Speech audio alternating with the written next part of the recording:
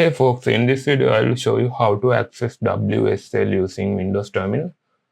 So if you don't know what is Windows Terminal is, like it is the improved terminal application that provided via Microsoft. So compared to command prompt, you see that Windows Terminal provide way more better UI experience. So let me show you how to open WSL using Windows Terminal. So first of all, click this arrow and you can select any terminal you want, and in here if you install the WSL you will see this option, the installed WSL version. So click on it.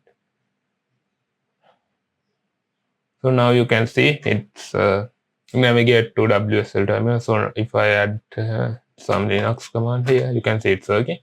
So thanks for watching. If you have any questions, feel free to comment below. I will try to help. See you in the next video.